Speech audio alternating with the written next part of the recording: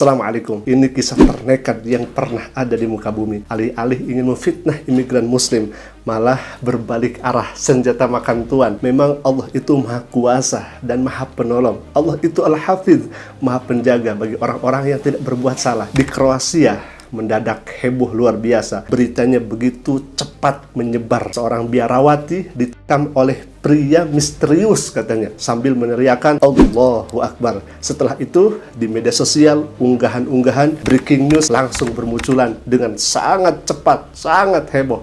Tagar-tagar penuh amarah langsung bermunculan. Netizen di Eropa heboh, netizen di Indonesia ikut nimbrung. Semua orang sibuk menuduh seolah sudah tahu siapa pelakunya. Seperti biasa, kalau misalkan yang dituduh adalah muslim, maka pasti beritanya bakal heboh. Walaupun kebenarannya belum jelas, walaupun kebenarannya masih samar-samar. Apalagi dalam kesaksian biarawati ini, dirinya mengaku ditikam oleh seorang muslim imigran yang melafadzkan takbir Allahu Akbar. Mereka yang non-muslim percaya saja apa yang disampaikan oleh biarawati ini, dan mereka menuduh bahwa pelakunya benar seorang imigran muslim. Ada pula yang menambahkan bumbu-bumbu ceritanya itu jadi semacam tragedi yang sangat menaaskan. Bahkan ada yang menyebar kabar bahwa si biarawati meninggal. Narasi demi narasi muncul lebih cepat daripada polisi bergerak. Dan seperti biasa ya ikhwah, yang disalahkan siapa? Ya, jelas. Yang disalahkan adalah umat Islam lagi dan umat Islam lagi. Namun beberapa hari kemudian, ketika publik mulai ramai dan isu ini menjadi buah bibir di masyarakat, di kalangan mereka sendiri, sehingga menimbulkan emosi yang sangat memuncak, polisi Kroasia akhirnya mengumumkan sesuatu yang amat sangat mengejutkan semua orang. Apa itu? Yakni kasus ini adalah kasus palsu, laporan palsu, biarawati pun menipu. Ternyata biarawati bernama Marija Tajana Zarno itu dengan penuh kesadaran membeli pisau di sebuah toko, melukai diri sendiri di bagian perutnya, lalu membuat laporan seolah-olah ia diserang oleh laki-laki tak dikenal yang meneriakkan lafaz takbir Allahu Akbar. Ini bukan sekedar laporan palsu, ini skenario, ini rekayasa, ini drama yang andai tidak terbongkar bisa memicu konflik antar agama. Saya membayangin sahabat, sampai segitunya hanya untuk memfitnah, dia melukainya sendiri. Dan ini sekelas biarawati yang mungkin dihormati, dijadikan teladan dan dijadikan panutan. Inna lillahi wa inna ilaihi raji'un. Nah, kafilah. Setelah itu, polisi mulai bergerak. Mereka nggak mau langsung percaya. Jadi, Pak Polisi ini tidak langsung percaya begitu saja. Satu-satu mereka cek lagi rekaman CCTV. Diputar ulang pelan-pelan. Bahkan gambarnya diperbesar. Mereka lihat tiap sudut, tiap bayangan, tiap orang yang lewat. Terus saksi-saksi juga dipanggil, didatangkan, direka ulang, kemudian bagaimana dicocokkan ceritanya satu sama lainnya. Bukan hanya itu saja, log pembelian barang juga ditelusuri. Dari struk, dari catatan tokonya, sampai kapan barang itu dibeli.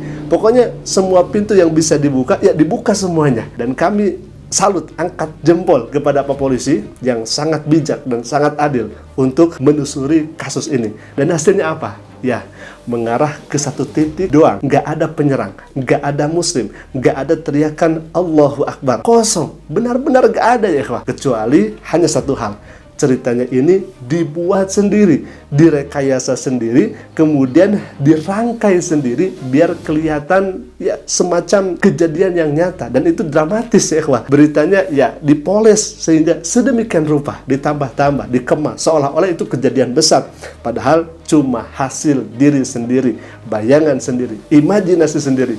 Jadi bukan serangan, bukan ancaman, bukan kejadian yang menakutkan seperti yang diceritain oleh biarawati ini. Semua itu cuma skenario yang dia bangun sendiri. Dan sayangnya langsung dilahap sebagian orang yang kemudian tanpa mikir dua kali. Nah, sementara polisi membongkar fakta demi fakta kondisinya di media sosial, lain cerita.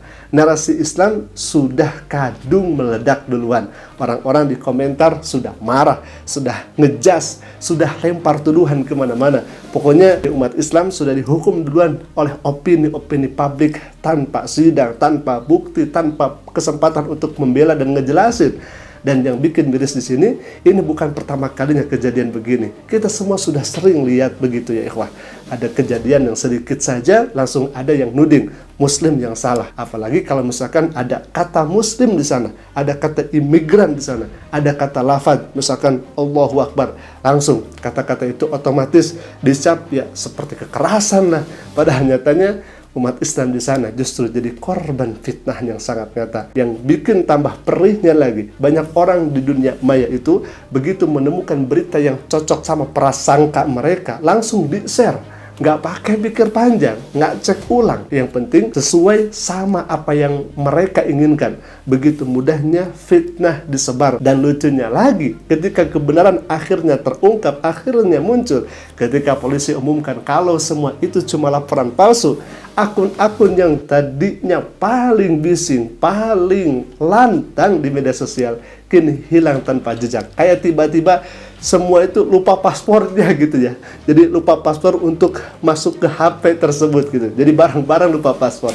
Gak ada satupun yang berani bilang, oh ternyata kami salah, ternyata kami khilaf. Nah, kesalahannya menggelegar, tapi klarifikasinya itu sunyi, tidak ada. Di titik ini kelihatan banget betapa rentannya umat Islam jadi sasaran tembak opini publik. Betapa gampangnya label Muslim dipakai sebagai kambing hitam.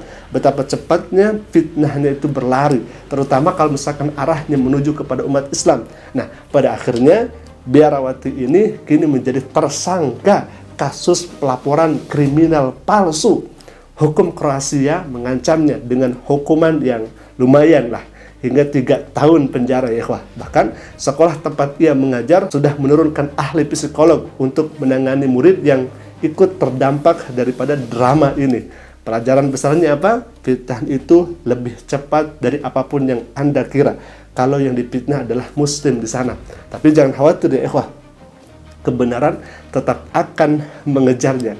Dan sebagai umat Islam, kita harus sabar. Dan tentunya kita harus cerdas dan tidak ikut terbakar oleh provokasi. Kita punya prinsip tabayun, klarifikasi, cek fakta. Jangan termakan opini buta ya ikhwah. Baik, mungkin itu yang bisa kami sampaikan. Jadi ini kalau misalkan dikatakan nekat, ini hemat kami paling nekat yang pernah ada, drama yang pernah ada di muka bumi ini.